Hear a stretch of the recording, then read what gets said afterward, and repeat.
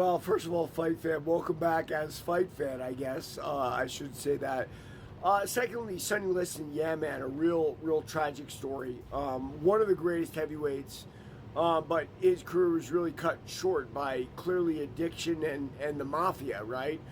That second Clay fight was very likely fixed.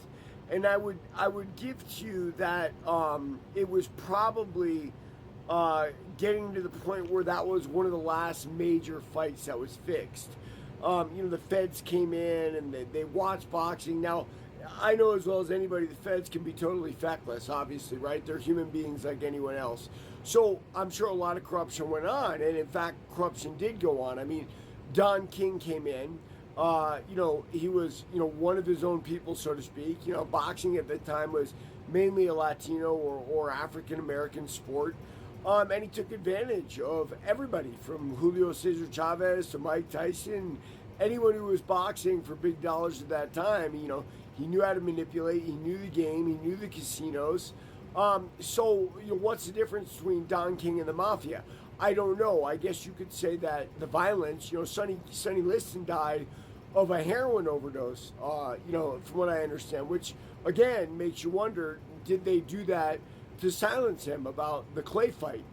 I don't know. I don't know the answer to that.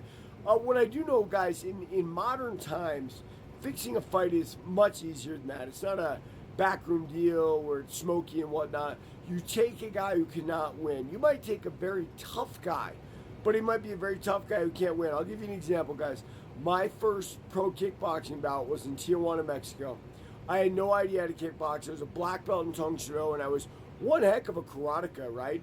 But remember, the fight was under kickboxing rules with leg kicks, which I didn't have any understanding of. Now, maybe if I was street fighting this guy, I'd have won, right? I hit him with an uppercut and a hook, and I hit him with a couple big round kicks. I was a really good karateka, but as soon as he started chopping up my legs, he annihilated me. And that's how you fix a modern fight. I'll give you guys a fight that was a fixed fight that didn't go the way it was supposed to was, Buster Douglas, Mike Tyson.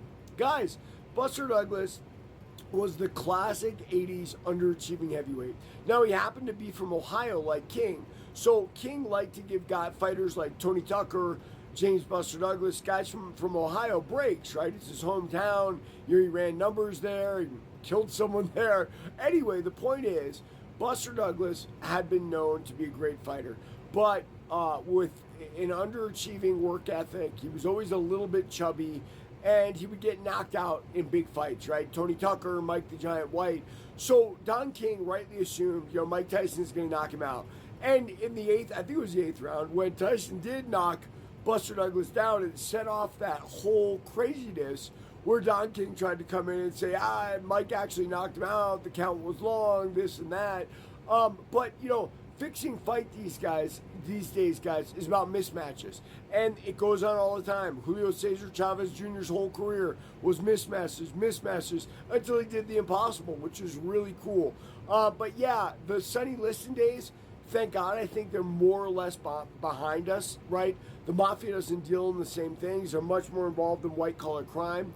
Not as much as involved in the fight game, because quite frankly, the fight game is watched by the feds closely.